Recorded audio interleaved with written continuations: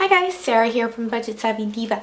So one thing that I want to do more of videos, I was on a trip to LA recently and I had some time to think, is more videos helping you with tips in the kitchen. This is gonna, if you have any ideas of things you would like to learn more in the kitchen about, just put it in the comment section below so I can check it out and develop videos for it. I love doing videos. It's a lot of fun. I love feeling like I'm talking right to you, about things. So just put in the comment section so I can develop the videos and give them to you. This video is going to be all about slow cookers, and a lot of people don't know really important things about slow cookers, so I think I came up with almost about 10 tips for slow cookers for you guys to enjoy.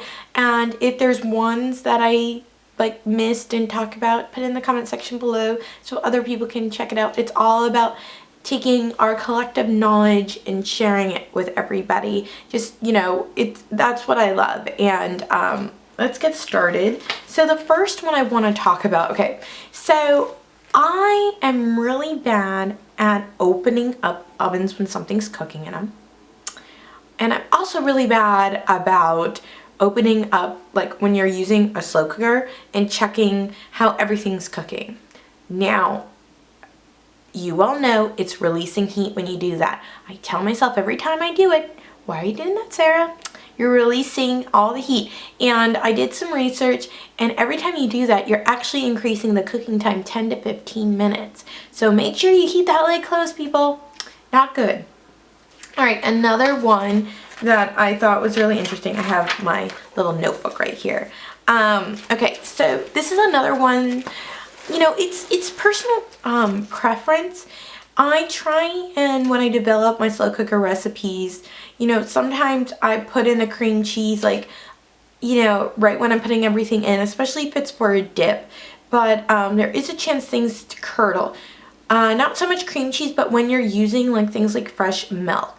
Now, what you're going to want to do is, if you're cooking something on high, don't just throw in fresh milk. You're going to want to wait till the last hour of cooking to add fresh milk, because usually things will be on low. And so sometimes I just, so I just put cream cheese in at the beginning, and I've never had a problem. I never had anything curdle. But my mom always corrects me that when I'm cooking at her house and I'm putting cream cheese in way too early, she's like, that's gonna curdle. And I guess it's happened to her. And I read about it. It's happened to other people. So, try and leave out dairy until the last hour of cooking. There we go. All right. Another thing is stirring. That's another thing. You don't have to stir a lot with a crock pot. Basically, it's this wonderful device that is, circulating the heat inside. You don't need to necessarily stir things. Again, you don't want to be opening up the top every, hour or so and releasing that heat. That's really going to increase your cooking time. So keep the top on and don't stir unless directed. Another thing is, and my mom taught me this, is, crock pots like this. So the heat is coming from all sides. Now, root potatoes, when you're talking about root potatoes, you're talking about things like potatoes, things that grow on the ground, that sort of thing, like turnips, carrots, onions are another one, are take longer to cook than things like poultry or proteins. So what you're gonna wanna do is put the potatoes or root vegetables on the outside and then meat on the inside, because it's going to take longer for the root vegetables to cook. That way, if you have root vegetables on the outside, poultry on the inside, everything is going to be finished at the same time. So I love doing that. I try and say that when I put up recipes, but that's just something you should be doing, and a lot of people don't think about. Alright, so when you're dealing with raw poultry or beef, you should cook a minimum, and that's another thing, is people are like, oh, can I just put something on high and cook it double time as fast? But when you're dealing with something like raw meat, especially poultry, which is really important that you fully cook because you don't want to get food poisoning, you want it in the crock pot at least 3 hours on high heat. And if you have meat in there, let's say you have potatoes, and you're putting it on high, you want it at least 4 hours, because again, root vegetables, things like that are going to take time away from just cooking the chicken. It's going to increase the time by about an hour. One thing is, people always talk about crock pot liners, and crock pot liners, I don't use them. What I do instead is I have a olive oil sprayer, and I just spritz my crock pot, and I never have a problem of things sticking. And if it's like a baked good, I spritz it with canola oil. Alright, let's see. Okay, so don't add more liquid than the recipe calls for, just because how a slow cooker works is it, you know, has the base and it has the cover, and everything just keeps on circulating. So the moisture is going to be there. That's why it's great when you're doing something like a meat, like chicken or especially beef, because let's just say beef, the beef breaks down, it's going to release that fat. I know that's horrible to say, but like it releases, you know, it melts the fat, and it creates all this liquid, which is lovely when you have like vegetables in there, and the vegetables like soak it up. So don't add extra liquid than the recipe calls for, because you could end up having a really like soupy, icky mess. Also, that's really important when you're dealing with rice. I don't have the best time when I put rice in a crock pot meal, because I always end up having it mushy. I have learned to use like long grain rice, and long grain rice actually is able to soak up more moisture, so I have a better time with that without it getting soggy.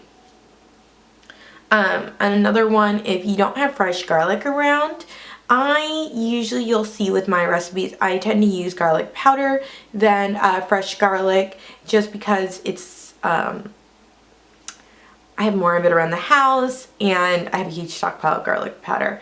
But if you're not going to use fresh garlic, then you can use canned garlic. That's fine, like prepared jarred garlic instead of fresh garlic.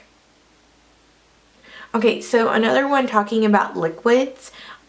So when you are baking like cake or bread, you can bake bread in a crock pot, and I have a great recipe that I've really perfected for that. Is you want to, like, okay, so you have your crock pot, and then you have your dough. Let's say you're baking a cake. What you're going to want to do is layer the top with some paper towels, and then put the top on top of that.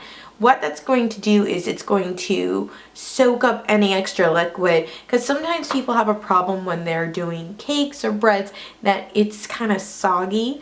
Well, that's going to help, you know, trap some of that excess liquid. So that's another tip that I have. I do not know how many tips I've given you guys so far. I haven't been keeping track. Let's see. What else do I have? I think that is actually it. Oh, another one, I do sear meat sometimes before I put it in a crock pot. My recipes, I don't talk about doing that, just because I don't want to. When I develop recipes, I try and think of the easy, simplest route, because I know you guys are busy, but especially when you're dealing with steak. And I don't do this with the lower cuts of meat, because they're already so tough as it is. But when I'm cooking up something that's a little bit softer, I like to sear it. And searing it is in a very hot pan. I put an olive oil, about a tablespoon of olive oil.